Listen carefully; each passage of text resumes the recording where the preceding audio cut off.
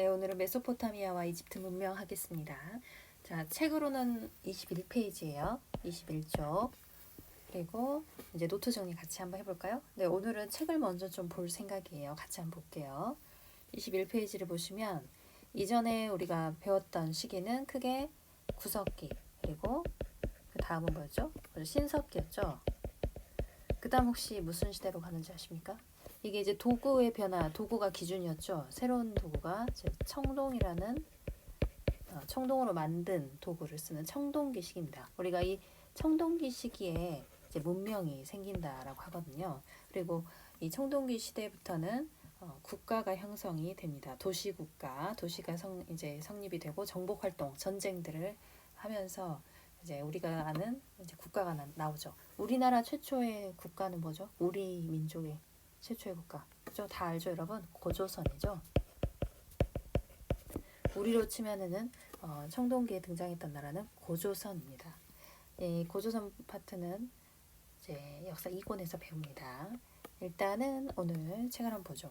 일단 문명이 발생하는 내용 이 자체가 굉장히 중요합니다. 여기 보시면 이 단원에 대해서 설명하는 내용도 있잖아요. 반드시 알고 있어야 한다라는 이 내용.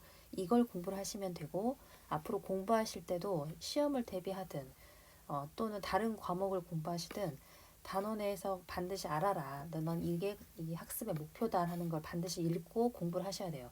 그 목표에 맞춰서 책을 보신다 생각하시길 바랍니다. 자, 보시면 여기 보면 문명이 발생한 배경이라는 거는 그 일이 있을 때 그 일이 발생할 수 있게 되었던 앞 단계의 일, 이전 단계의 일들 이런 것들 이야기하잖아요. 이거 그리고 문명 발상지가 크게 네 군데 나오죠. 네, 이거에 대한 공통점을 말해야 된다. 그리고 특히 오늘은 이 두 문명, 메소포타미아하고 이집트 문명을 서로 비교할 수 있어야 돼요. 같은 점도 있겠지만 다른 점도 있겠죠. 자, 이제 한번 가볼게요. 자, 문명의 발생 보면 일단 사람들이 농사를 짓기 시작했죠. 우리 농사 짓기 시작한 건 무슨 혁명이라 했죠? 그죠? 신석기 혁명이라 그랬죠. 신석기 시대에 식량을 생산하는 단계. 자, 그리고 농사를 짓기 시작하면 혼자 지을 수 있나요? 그죠? 그렇지 않죠. 그리고 반드시 필요한 게 바로 물입니다. 물. 그러다 보니 큰 강가에 모여서 살았대요. 당연히 농사를 짓기 위한 배경인 거죠. 근데 이 큰 강 유역에 좋은 평야가 넓게 펼쳐져 있고 물도 풍부해서 농사를 짓기 유리했대. 그러나 홍수가 나거나 가뭄이 들면 혼자 개인의 힘으로 이걸 해결할 수가 없죠. 그죠? 그래서 이때는 많은 사람들이 협력, 같이 해야 했다. 즉 여러 부족의 통합이 이루어졌다. 우리가 아는 이제 국가 단계로 들어가는 것이죠. 자, 농업 생산량이 늘어나서 잉여라는 건 남는 것이죠. 내가 먹고 남는 거. 그럼 이걸 누가 가져갈까요? 그죠? 힘이 있는 사람이 남아있는 농산물을 차지하게 되겠죠.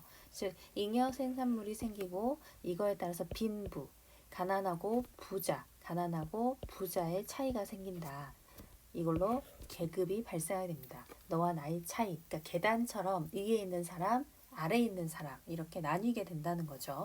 자, 그리고 청동제 무기, 아까 청동기라는 새로운 도구를 썼다 했죠. 그래서 청동으로 무기를 만들어서 전쟁을 활발하게 하게 됩니다. 그리고 사람들이 모여 살면서 도시가 생겨나게 되죠.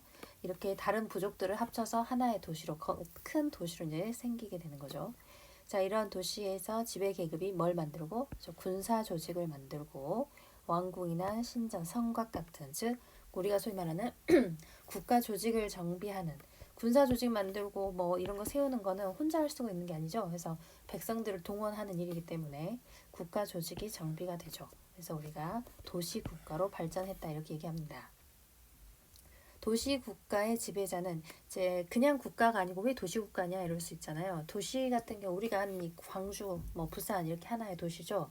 그러니까 지금의 국가 단위보다 더 작은 도시가 국가의 역할을 하는 그 정도 사이즈다 생각하시면 되죠.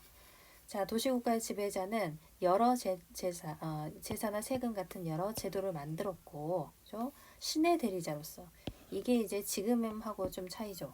권력을 가진 사람이 자신의 권력의 배경을 신에서 찾아요. 그래야 자기의 말을 잘 듣겠죠. 그래서 나는 신 대신 온 거다 이렇게 얘기합니다. 자, 그리고 통치와 교육에 관한 일을 기록하기 위해서 무엇이 나오죠? 그죠? 문자가 나옵니다. 문자. 돈을 빌려줬어요. 그럼 기록을 남겨놔야 되겠죠. 그리고 장사를 해요. 당연히 기록을 남겨놓습니다. 세금 역시 마찬가지죠. 그러다 보니 말로 하는 건 한계가 있으니까 문자를 이제 사용하기 시작을 하죠. 자, 이러한 변화를 거치면서 인류는 우리가 흔히 아는 문명, 우리가 들어봤을 거예요. 오른쪽에 보시면 설명이 나와 있어요. 자, 도시라는 말에서 유래됐다는 거예요. 문명을 일구었고, 문명은 최초의 문명이라는 것은 기원전 3500년경, 정말 옛날이죠. 기원전, 기원 후의 구별을 하실 수 있을까요? 기원전은 우리가 흔히 얘기하는 예수의 탄생 이전 시대입니다. 지금 우리는 서기 2020년을 살고 있죠. 그래서 2020년, 지금 2020년. 근데 이 예수의 탄생을 기점으로 반대로 가는 거, 우리가 이거를 비포 크라이스트라에서 BC라고 합니다. 그러니까 BC 3500년경. 이거보다 더 되겠네, 그죠? 3500년. 티그리스 강과 유프라테스 강 사이에 지워보고, 티그리스 강과 유프라테스 강 사이, 강 이야기가 나오면 여러분 꼭 알고 계셔야 되거든요. 이 두 강은 반드시 외우고 계셔야 됩니다. 티그리스 강과 유프라테스 강 사이에 메소포타미아 지방에서 처음으로 문명이 이제 발생을 합니다. 그 이후에 이집트의 나일강, 인도의 인더스강, 중국의 황허강, 이런 데서 문명이 발생했다. 밑에 보시면 지도가 나오죠. 지도는 반드시 알고 계셔야 돼요. 우리가 흔히 4개의 문명, 4대 문명이라고 해서 제일 먼저 나왔던 데가 바로 여기죠. 메소포타미아 문명. 이 지역을 말합니다. 메소포타미아 문명은 2개의 강 사이에 굉장히 농사가 잘 되는 지역이에요. 그래서 이 지역에서 나오는 문명이고, 강 이름 외워두셔야 돼요. 티그리스강, 유프라테스강. 여기서 가장 먼저 나왔습니다. 여기 보면 바빌론, 우루 이런 건 도시 이름이고요. 그리고 오른쪽에 보시면 이집트 너무나 유명하죠. 나일강을 중심으로. 자, 그리고 인도. 여기가 인도예요, 여러분. 인도의 인더스강을 중심으로 나오는 문명. 모헨조다로 하라파는 도시 이름입니다. 그리고 이제 중국이죠. 중국 가면 중국은 황허강을 중심으로 나온다. 그리고 밑에 보시면 창장강이라고 되어 있어요. 예전 책들의 경우에 이 창장강을 양쯔강이라고 표현하기도 합니다. 양쯔강 또는 양자강 이렇게 표현도 하고요. 중국 문명은 이렇게 봅니다. 우리나라가 여기 있네요. 그죠? 그러면 우리 노트 정리해볼까요? 노트 정리하겠습니다. 자, 문명의 발생 배경. 방금 이야기했죠? 한번 정리 한번 해볼까요? 일단은 문명이 발생하는 배경에는 지역적으로는 어디에서? 그죠? 큰 강 유역이죠. 큰 강 유역에서 물을 관리하는 관계수로라고 합니다. 관계수로는 관계농업, 관계수로 이렇게 얘기를 하는데 물을 다스리는 걸 관계라거든요. 그래서 우리 관계라고 써볼게요. 물을 다스리는 거, 관계농업. 물을 다스리는 농업, 관계농업을 실시한다. 근데 이건 혼자 할 수 있다 없다? 없다. 자, 그리고 점점 농사가 잘 되죠. 농경이 발달해 가게 되죠. 그러면 농사가 잘 되고 생산량이 많아지면 내가 먹고 남은 것, 즉 잉여 생산물이 생기게 된다. 그럼 이 잉여 생산물을 누가 가져갔냐? 힘 있는 사람이 가져가죠. 즉 무엇이 발생해요? 그죠? 계급이 발생한다. 그리고 또 있죠. 무엇을 사용하게 되죠? 그렇죠. 청동기를 사용하죠. 하나 더 써볼게요. 여기에 청동기 사용. 청동기를 사용하면서 전쟁을 더 본격적으로 많이 하게 되죠. 여러분 책에는 정복활동이라는 표현을 썼어요. 정복활동이 활발해지고 여러 부족을 묶어서 하나의 도시가 생기기 때문에 도시들이 성립을 한다. 도시가 성립한다. 그래서 점점 발전을 하죠. 그리고 여러 제도와 조직을 정비하는 과정에서 기록을 남겨야 했다. 그래서 무엇이? 그렇죠. 문자를 쓰기 시작한다. 문자 사용. 이게 바로 문명이 발생하는 배경이었죠. 그죠? 크게 몇 개 문명? 그죠? 4개. 일단 똑같이 한번 써볼까요? 강을 중심으로 한번 써볼까요? 메소포타미아는 무슨 강을? 그렇죠. 이거 쓸 수 있어야 됩니다, 여러분. 티그리스강, 유프라테스강. 메소포타미아 문명은 이 강 두 개의 강 사이에서 굉장히 비옥한 땅을 만들었다 했잖아요. 그래서 이 부분이 비옥한 초승달 모양이다 해서 별명이 비옥한 초승달 지대라는 별명이 있습니다. 그러니까 이거는 이제 상식이니까 한번 써볼게요. 별명이 비옥한 무슨 지대? 초승달 지대. 이게 별칭이에요. 자, 그리고 또 있죠. 그래서 이집트로 가야겠죠? 이집트 문명. 이집트 문명의 강은 그 유명한 나일강. 그럼 인도로 갈까요?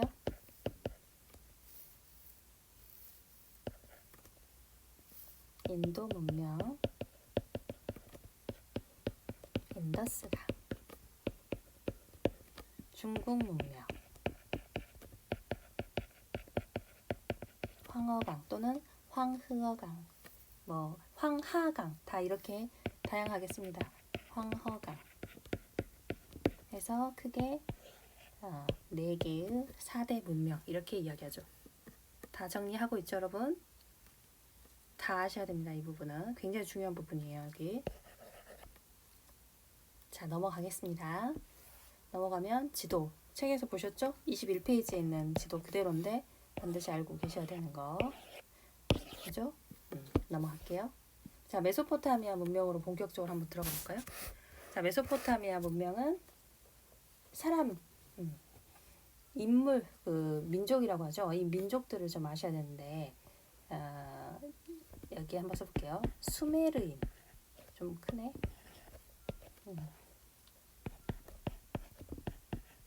수메르인. 글씨가 너무 커서. 수메르인이 만든 거고요. 수메르인이 방금 배웠던 무슨 지방에? 메소포타미아 지방.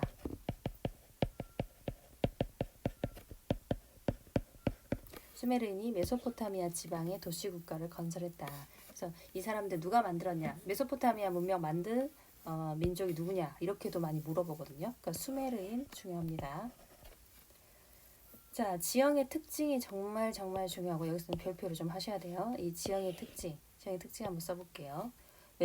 메소포타미아 문명은 그냥 뻥 뚫려 있는 지형, 즉 개방형 지형입니다. 개방, 열려 있다는 거죠.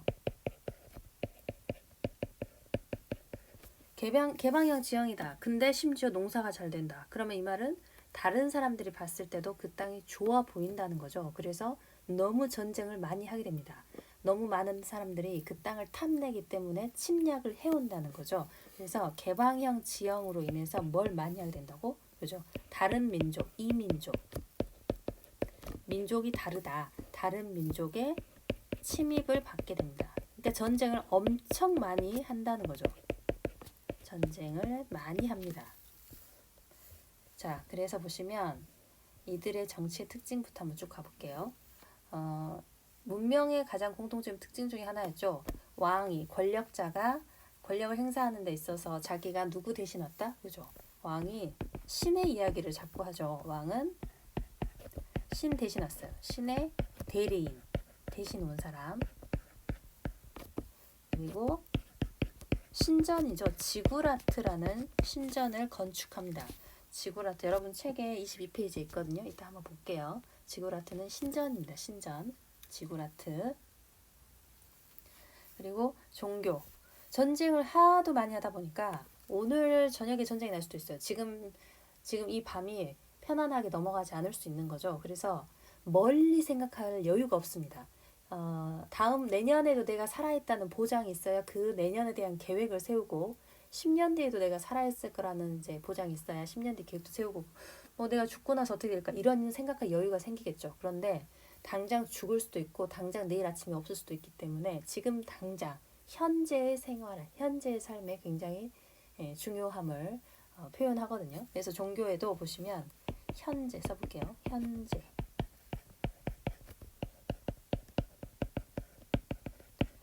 현재의 안정된 삶을 중시합니다. 우리가 이거를 현세적이라고 표현을 해요. 현세적.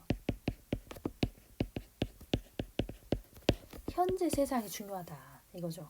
멀리 볼 여유가 없는 거예요. 자, 그리고 문화를 한번 봐볼게요. 문화의 경우에는 태음력, 달. 이거는 끝에 력이 들어간 건 달력이라는 뜻이죠. 그런데 음력, 우리도 그 음력 뭐 이런 말 쓰잖아요. 그런 것처럼 음력의 경우에는 달이 움직이는 거, 달이 움직이는 걸 기준으로 삼는 달력을 태음력이라고 합니다. 태음력을 썼고, 그리고 숫자를 셀 때는 1부터 60까지를 세요. 이거를 60진법이라 합니다. 60진법은 지금도 우리가 쓰는 게 남아있는 게 있거든요. 혹시 뭔지 아시겠어요? 60진법? 시계에 남아있죠. 그래서 1시간은 60분, 1분은 60초 이렇게 60진법의 시계의 잼도 있죠. 자, 그리고 쐐기 문자. 문자도 잘 보셔야 돼요. 쐐기 문자. 굉장히 중요한 부분이고 이따가 한번 같이 보겠습니다.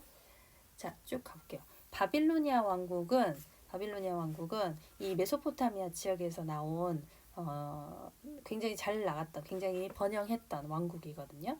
그래서 보시면 자, 바빌로니아 왕국을 건설한 사람들은 수메르인이 아니에요. 수메르인을 물리치고 그 이후에 아무르인이 건설을 합니다. 아무르인 써볼게요. 아무르인이 이 나라를, 이 왕국을 건설을 하고요. 바빌로니아 왕국에서는 왕이 엄청 유명한 왕이 있습니다. 그 왕은 함무라비 왕이에요. 함무라비 왕이라는 사람이 메소포타미아 지역을 전체를 통일을 합니다. 그러니까 땅을 넓혔다. 일단 기본적으로 정복 활동을 하고 땅을 넓힌 사람을 우리가 중요하게 보고 전성기라고 해서 모두 이제 공부를 하거든요. 네, 함무라비 왕이 유명한 것은 우리가 흔히 아는 이제 그냥 쓰는 표현 중에 하나가 눈에는 눈, 이에는 이 이런 말 하죠. 그 이야기의 시초가 이 사람 함무라비 왕입니다. 그래서 공부를 꼭 하셔야 되는 왕이고 일단 한번 정리 한번 해볼게요. 함무라비 왕은 이제 땅이 넓어졌잖아요. 이전보다 자기가 다스렸던 지역보다 땅이 넓어졌기 때문에 땅을 관리하고 통치하기 위해서 정복지, 자기가 정복한 땅에다가 총독을 파견합니다. 그러니까 요즘 말로 하면은 공무원이죠. 내 말 잘 듣고 내 말대로 이 땅을 다스려줄 믿을 만한 공무원을 파견하는 게 총독입니다. 총독. 그리고 정말 중요한 건 법전이죠. 방금 말했던 해볼게요. 함무라비 법전. 함무라비 왕 이름을 딴 거예요. 함무라비 법전. 자, 일단 넘어가고 쭉 가서 이게 바로 그 지구라트입니다. 지구라트. 여러분 책 22페이지에 그대로 있고요. 상당히 규모가 커요. 근데 약간 짓다 만 것 같은 느낌이 들기도 하고, 그죠? 이 지구라트는 여러분이 교회나 성당 다니는 친구들은 아마 들어봤을 텐데 바벨탑이라고 들어보셨어요? 뭐 하늘에 닿으려고 사람들이 이게 높게 쌓으려고 했던. 근데 말이 통하지 않아서 결국에는 뭐 되지 않았던. 근데 이 바벨탑의 이야기에 모델이 됐는 게 아마 이걸 것이다 이렇게 생각을 합니다. 지구라트. 넘어갈게요. 자, 이게 진짜 중요한데 함무라비 법전으로 본 바빌로니아 왕국의 모습이죠. 너무너무 중요한 거거든요. 이거 책에다가 같이 한번 정리하시게요. 22페이지 한번 볼까요? 자, 22페이지 보시면 여기 지구라트 있죠? 피라미드 형태의 계단식 신전이다 해서 지구라트 모습이 나와 있습니다. 이 지구라트만 이제 딸랑 던져놓고 물어봐도 메소포타미아구나 이거 금방 눈치를 채실 수 있어야 돼요. 잘 쭉 가볼게요. 다 읽어보시면 되고 당연히 같이 보실 것들은 당연히 뭐 중요한 키워드 눈에 들어오셔야 돼요. 아까 보시면 메소포타미아 지역은 땅이 기름져서 일찍부터 농사가 잘 됐다. 그죠? 그리고 제일 여기에서 정착한 누구는 수메르인. 여러 도시국가. 우르라가시 도시 이름이에요. 최초의 문명을 일으켜서 우리가 무슨 문명이란다? 메소포타미아 문명이란다. 그리고 수메르인들이 만든 게 뭐였죠? 그죠? 지구라트. 자, 쭉 해서 보시면 정말 중요한 포인트가 뭐라고? 개방적인 지역. 다 뻥뻥 뚫려 있어서 전쟁을 엄청 많이 했대. 많이 했다. 그래서 죽은 이후의 삶보다는 지금 현재가 중요하다. 살아있는 게 중요하다는 거죠. 이런 세계관이 들어가 있는 이야기가 있습니다. 길가메시 서사시. 왼쪽 봐보세요. 이거거든요. 길가메시 서사시인데 우루크의 왕, 그러니까 우루크는 이 메소포타미아 문명이 있는 도시 중에 하나죠. 도시국가. 거기에 왕 이름이 길가메시예요. 근데 길가메시가 이제 길을 떠납니다. 길을 떠나가지고 막 겪는 일들에 대한 서사시인데 결론은 그거예요. 그래봤자 사람은 허무하다. 이 지금 오늘을 잘 즐겨라. 멀리 생각하지 말고 이런 메소포타미아의 현세적인 지금 현재를 중요하게 생각하는 이야기가 담겨져 있거든요. 그래서 이것도 중요합니다. 지금 우리 메소포타미아 문명 하고 있어요. 자, 다시 가볼게요. 자, 그리고 무슨 문자? 그죠? 쐐기 문자. 쐐기 문자 정말 중요하죠. 쐐기 문자. 쐐기 문자를 만들어서 신에 대한 제사, 왕의 업적, 교역. 교역은 장사하는 거. 다른 나라, 다른 도시국가하고 교역 장사할 수 있잖아요. 그런 것들을 기록을 하게 됩니다. 쐐기 문자는 여러분 책 24페이지에 되게 잘 나와 있거든요. 좀만 넘겨볼까요? 여기 메소포타미아 문명에 대한 이야기 있잖아요. 60진법을 사용한다. 여기서 한번 읽어보시면 되고 지금도 시간 표시로 나와 있다. 그리고 밑에 보시면 인류 최초로 문자를 썼는데 그 문자, 이 문자가 쐐기처럼 생겼다 해서 쐐기 문자라고 부른다. 이런 말 하죠. 쐐기를 박는다. 그 말이 뭐냐면 그 못같이 못 아시죠 여러분? 못 망치할 때 망치로 못을 박잖아요. 그 못 모양으로 생겼는데 이렇게 이제 박아가지고 쐐기처럼 어디 봐봐 이런 거야. 여기 보시면 이렇게 뾰족뾰족한 부분들이 있어요. 그래서 우리가 쐐기 문자를 하거든요. 여기 보시면 쐐기 문자가 새겨진 점토판. 이거를 점토 흙을 이렇게 반죽을 해서 거기에 문자를 새기고 구워요. 구우면 이렇게 빵처럼 나오는 거죠. 그래서 이게 톡이나 도자기처럼 이제 남는 거죠. 그리고 여기가 자꾸 보리 이야기가 나오는데 보리나 빵 이야기 나오잖아요. 근데 이 당시에는 보리가 굉장히 중요한 산물이었어요. 그래서 이제 월급을 줄 때도 신기하게도 맥주로 주기도 합니다. 맥주. 왜냐하면 이제 그냥 두면 상하기도 하니까 발효를 시켜가지고 맥주를 급여로 월급으로 지급을 했다. 이런 기록들도 다 이 점토판에 남아 있거든요. 일단 한번 넘어가 볼게요. 앞으로. 자, 보시면 또 나온 거 있어요. 그죠? 태음력. 태음력은 달을 기준으로 한다 했죠? 그리고 무슨 진법? 60진법. 지금 계속 반복되고 있죠? 그죠? 자, 그 다음. 수메르인들의 국가가 쇠퇴한 후에 누가 세웠다고? 그죠? 이제는 아무르인이죠. 아무르인이 새로운 나라를 세웠고 그게 바로 그 유명한 바빌로니아 왕국입니다. 근데 바빌로니아 왕국에서 제일 유명한 사람 누구다고? 그죠? 함무라비 왕이라 했죠? 함무라비 왕. 우리가 전성기라고 이야기하는 거는 땅을 제일 많이 넓혔다. 이렇게 생각하시면 됩니다. 자, 그래서 이 사람은 메소포타미아 지방을 통일하고 함무라비 법전을 만들었다. 그리고 이 사람의 특징 중에 하나가 뭐였죠? 각 지방에 뭘 파견했다고? 그죠? 지방에 총독을 파견했다고 했죠? 자, 함무라비 왕이 죽은 후에는 쇠퇴하다가 멸망한 이야기도 자주 언급이 됩니다. 강력한 철제 무기를 지닌 히타이트인에게 멸망을 당하거든요. 그러니까 이전에 메소포타미아 우리가 문명이 발생한 거는 그죠? 청동기였죠. 근데 청동기보다 더 강력한 뭐가 등장해요? 철기가 등장했다. 그래서 이제 시대가 바뀌게 되는 거죠. 철기를 가진 사람들, 즉 히타이트인 강력한 무기를 가지고 이들은 특히 전차를 잘 썼어요. 그래서 히타이트인들에게 멸망을 당하게 됩니다. 자, 밑에 보시면 이 함무라비 법전 보자고 했었죠. 정말 중요합니다. 여기는 무조건 보셔야 되고, 자, 같이 한번 정리해 보죠. 아들이 아버지를 때리면 아들의 두 손을 자른대요. 귀족의 눈을 멀게 하면 느낌상 딱 오죠. 어떻게 될 것 같아요? 그죠? 그 눈을 멀게 한 사람도 어떻게 가만히 있을 수 없겠죠. 그 사람의 눈도 같이 멀게 되겠죠. 보시면 귀족의 뼈를 부러뜨리면 그의 뼈도 부러뜨린다. 이게 그 말이죠. 눈에는 눈, 이에는 이. 네가 당하면 네가 남한테 나쁘게 하면 너도 똑같이 당하게 된다. 그거죠? 근데 여기 보시면 특징이 있어요. 귀족이 평민의 눈을 멀게 하거나 뼈를 부러뜨리면 똑같이 평민한테 이렇게 했으니까 귀족도 그런 일을 당해야 되잖아요. 근데 그렇지 않아요. 보시면 은화, 즉 돈을 내면 해결이 되네요. 그죠? 또 밑에 보시면 노예가 귀족의 뺨을 때리면 노예가 그냥 뺨 맞는 걸로 끝나는 게 아니고 귀를 잘라야 한대요. 이건 좀 과한가? 그죠? 왜 이러는 거죠? 계급의 차이가 있다는 것이죠. 그죠? 신분에 따른 차별을 했던 신분제 사회라는 표현입니다. 자, 한번 우리가 이 부분을 한번 볼까요? 함무라비 법전이라고 돼 있잖아요. 프랑스 루브르 박물관에 가면 루브르 박물관 1층에 가장 좋은 자리에 이게 딱 있습니다.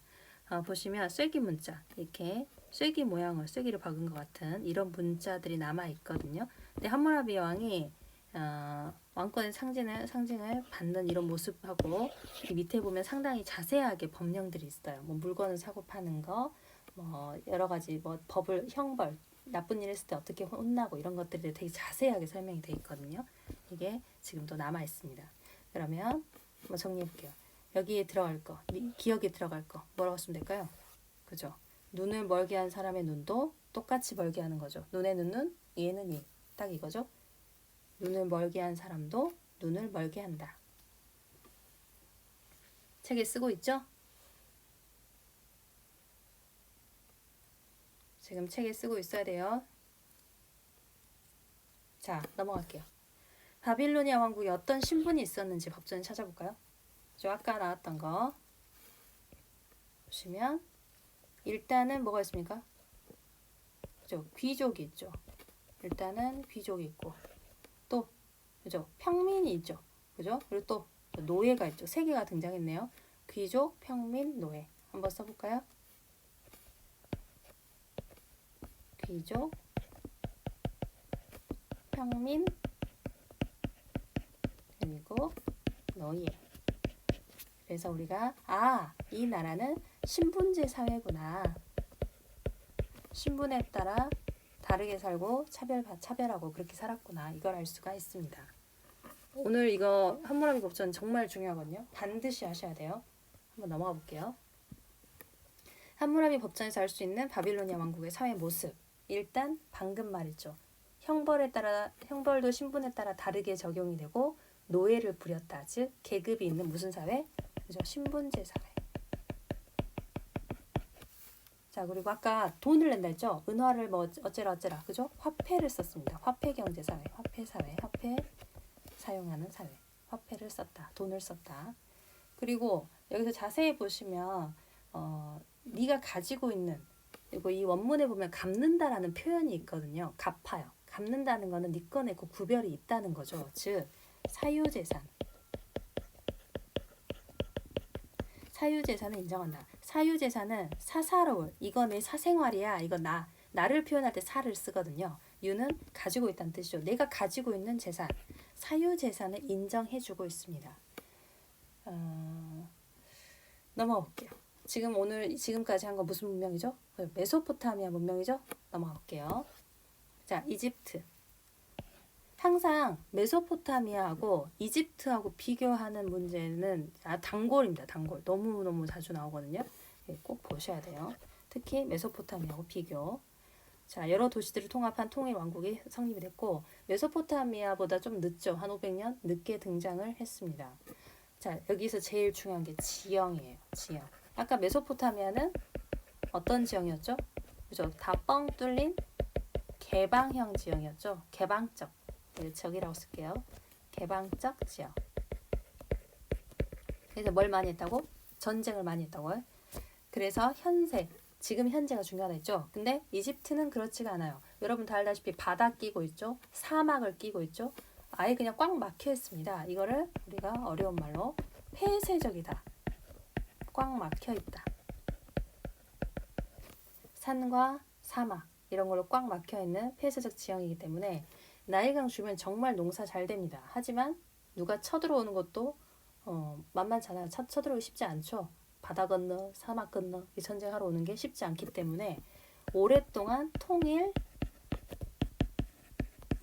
통일된 왕국을 유지할 수가 있었어요. 그러니까 이 말은 전쟁을 많이 안 한다는 소리죠. 그냥 오늘도 오늘이고 내일도 어제랑 비슷하고 뭐 1년 뒤에도 비슷할 것 같고 10년 뒤에도 이렇게 여유가 있고 규칙적으로 이제 삶을 살게 되다 보니까 이 사람들은 죽고 나서 난 어떻게 되는 거지? 죽고 나서의 삶은 뭐가 있을까? 이런 생각을 하게 돼요. 그래서 우리가 이걸 어려운 말로 무엇이라 하느냐? 폐쇄적인 지형 때문에 나오는 거.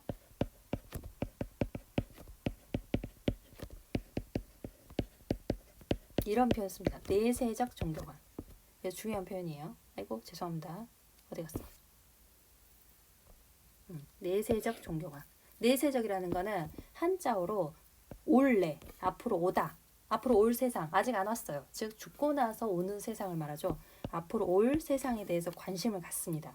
그래서 여러분 다 아는 미라를 만든다든지 피라미드를 쌓는다든지 이런 거는 다 죽고 나서의 삶이 너무나 궁금하고 그거에 대해서 관심이 많기 때문에 등장하는 거잖아요. 그죠?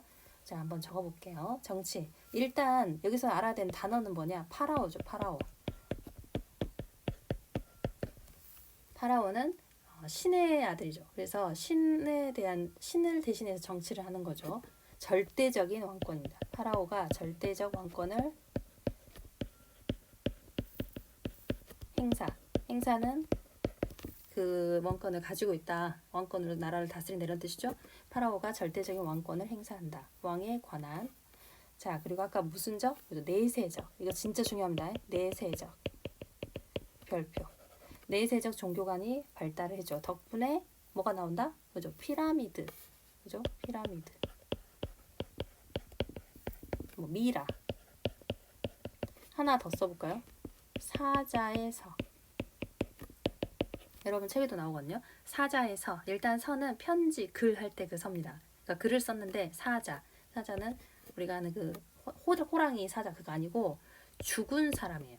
죽은 사람에 대한 일대기를 쓰고 죽은 사람이 이제 이 다음 생 그리고 다시 태어난 뭐 이런 내용에 대해서 쓴 거죠. 사자에서 어떤 심판을 받는지 어떻게 행동했는지 사후에서 어떻게 행동해야 되는지 안내해주는 글이다. 여러분 책 23페이지 볼까요? 자, 여기 보시면 이집트 문명에 대한 이야기가 나오죠. 여기 보시면 짠, 파라오였던 투탕카멘의 가면입니다. 이 모습이 생전의 모습이라고 봐요 해요. 그리고 이 이집트의 특징 보면 요 진한 아이라이너 그죠? 이게 그냥 한 게 아니고 이게 너무나 뜨거웠기 때문에 사막 지형이잖아요. 너무나 덥기 때문에 피부나 눈을 보호하기 위해서 했던 겁니다. 그리고 밑에 보시면 이게 바로 미라 만드는 거죠. 그죠? 예, 내부 장기는 꺼내요. 내부 장기는 꺼내서 따로 보관을 합니다. 쭉 보시면 여기 밑에가 있네요. 사자에서 죽은 사람이 사후 세계에서 사후라는 거는 죽고 난 후죠. 죽고 난 후에 어떻게 행동해야 하는지 알려주는 안내서입니다. 그래서 그림에서 이런 표현을 보시면 되겠죠. 여기 저울 보이죠, 여러분? 저울에서 무게를 재가지고 통과 못하면 심장을 먹어버립니다. 그러니까 심장을 먹어버리면 부활을 할 수 없다 이렇게 생각했기 때문에 되게 무섭게 생각하는 부분이었어요. 일단 넘어갈게요. 뭐 이 정도야 다 아실 것 같고, 그죠? 자, 다시 노트 정리해 볼게요. 밑에 문화 있죠, 문화 한번 써볼까요? 여기서도 이제 자주 이제 구별이 되는 부분인데, 메소포타미아의 경우는 태음력을 썼잖아요. 근데 여기는 태양력입니다.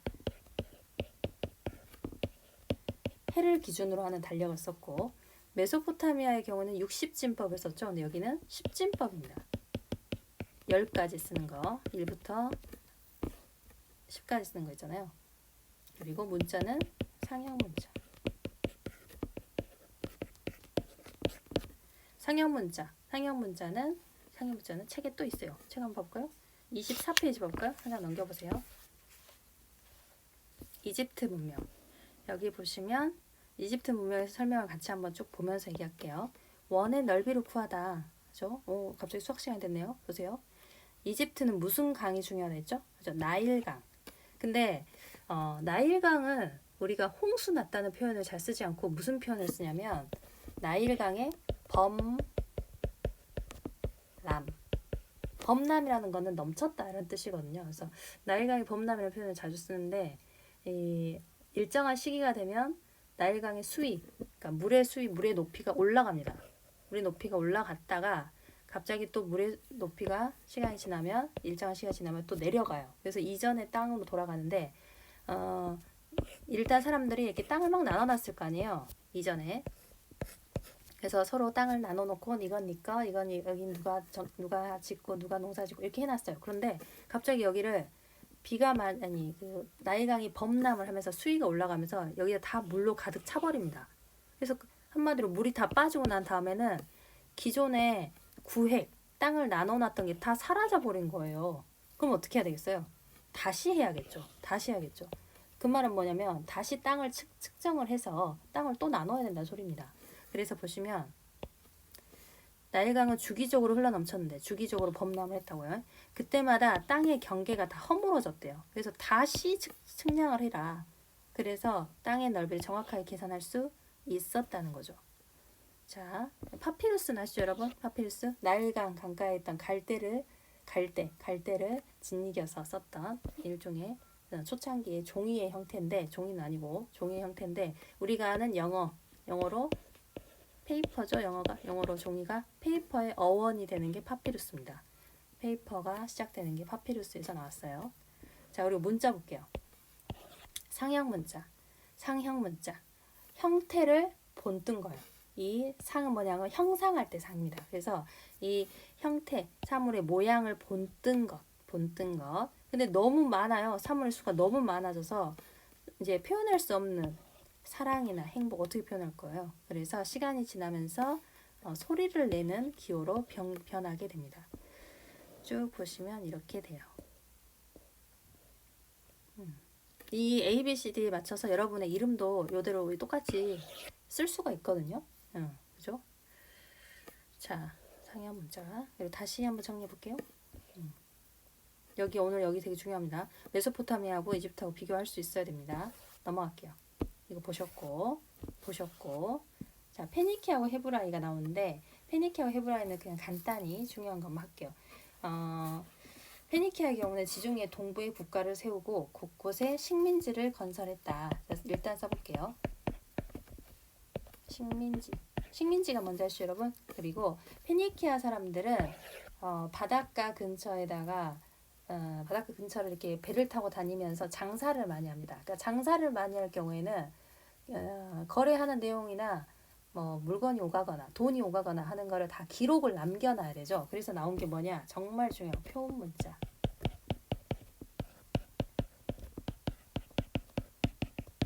표음 문자랍니다.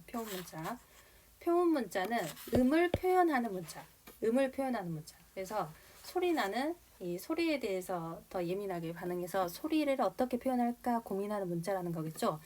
그래서 이 표음 문자를 기반으로 나중에 나오는 게 뭐냐면 알파벳이에요. 알파벳은 각각의 음이 소리를 가지고 있잖아요. A는 뭐 안에, N에 뭐 이렇게 B는 비읍에 뭐 소리가 있고 각각의 소리를 가지고 있잖아요. 그래서 이 알파벳이 소리를 표현하는 이 표음 문자가 그 시작입니다. 어원이 되는 거죠. 자, 그리고 헤브라이는 헤브라이 왕국인데 우리가 잘 아는 유대인 아시죠, 여러분? 유대인들의 민족이 헤브라이가 그 시작입니다. 보시면 여기 한번 써볼까요? 헤브라이 왕국.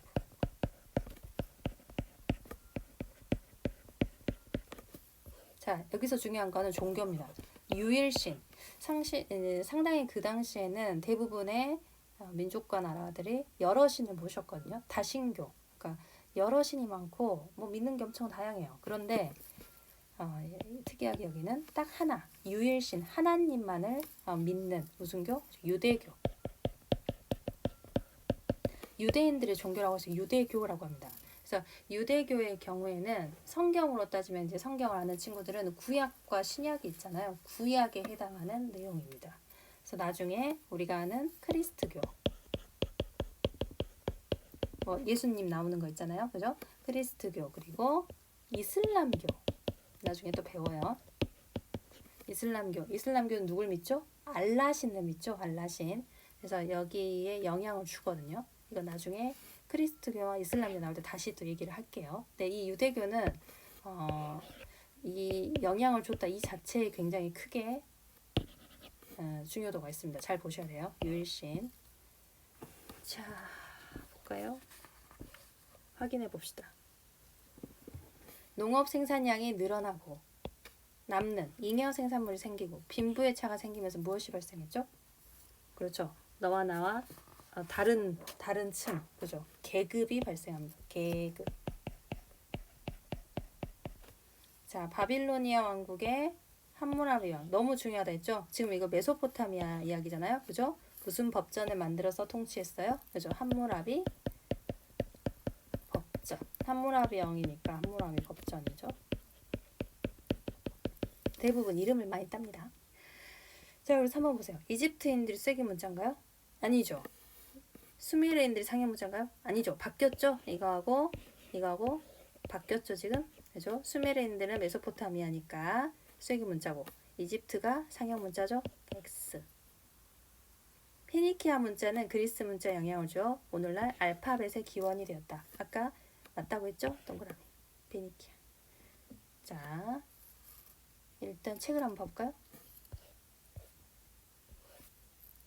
자, 여기 보시면 여기는 23페이지입니다. 이집트 문명 23페이지. 지금 다 한 내용인데 한번 쭉쭉 같이 한번 볼게요. 나일강은 일정 시기마다 주기적으로 넘쳤다. 우리가 이거를 쉽게 나일강이 뭐라고 부른다고 써볼게요. 나일강의 범람 이런 표현을 쓴다고요. 그죠? 자, 그리고 진짜 중요한 거 지형이 어떤 스타일이라고 그러죠. 폐쇄적인 지형이어서 전쟁을 많이 해왔네요. 전쟁을 많이 하지 않아서 오랫동안 통일 왕국이 유지됐다. 덕분에 멀리 나중까지 생각을 했다. 우리가 이걸 어려운 말로 그죠? 써볼까요? 내세적 종교관을 가지게 됐다. 죽고 나서 앞으로 올 세상에 대해서 관심을 갖는 거죠. 그죠? 자, 그리고 이집트의 왕은 뭐라 부르죠? 그죠? 파라오. 죽은 이후에도 영혼이 남는다. 그죠? 이거를 어려운 말로 내세적으로 이후에 영혼 불멸, 영혼은 사라지지 않는다. 이후의 삶에서 계속 지속이 된다. 부활한다. 이렇게 생각합니다.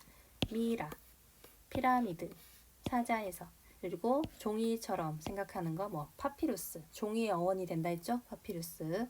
이집트의 나일강이 범람에 대처하면서 여러 학문들이 발전을 하고 또 태양력과 십진법 이거는 메소포타미아하고 구별하셔야 된다 했죠? 비교하셔야 된다고요. 그리고 사물의 모양을 보는 듯 무슨 문자? 상형 문자. 자, 쭉 보시면 지중해 동부는 지중해는 땅 사이에 있는 땅 사이에 있는 바다를 말하거든요. 근데 이 지중해 동부 쪽에 나중에 여러분 지도로 한번 정리를 해드릴게요. 페니키아인들이 해상 활동을 많이 했대요. 식민 도시를 건설하고 그래서 기록을 많이 해야 되기 때문에 나온 문자 반드시 알고 있어야 된다고요. 표음 문자. 자, 이 표음 문자는 그리스에 전해져 오늘날 무엇의 기원이 있다고? 알파벳. 자, 우리 여기 보면 헤브라인이 나오죠. 헤브라인. 유일신을 믿는 유대교를 창시했고 그리스도교와 이슬람교 성립에 영향을 주었다. 여기 중요하다 했죠. 이렇게 딱 나누고 나머지는 한번 쭉 보시면 될 것 같습니다. 오늘 내용이 좀 갑자기 많아졌죠. 근데 역사 공부 시간 치고는 아직은 많다 할 수가 없습니다. 앞으로 더 많아지거든요. 정신 딱 차리고 책이랑 노트랑 같이 쓰면서 정리하셔야 되고 이 부분은 여러분이 노트에다 다시 한번 정리해보면 좋겠죠. 그죠? 메소포타미아 문명 따로 이집트 문명 따로 한번 쭉 정리해보시기 바랍니다. 할 수 있을까요? 지금 벌써 시간이 상당히 지체가 돼서 여기서 마무리할게요. 수고하셨습니다.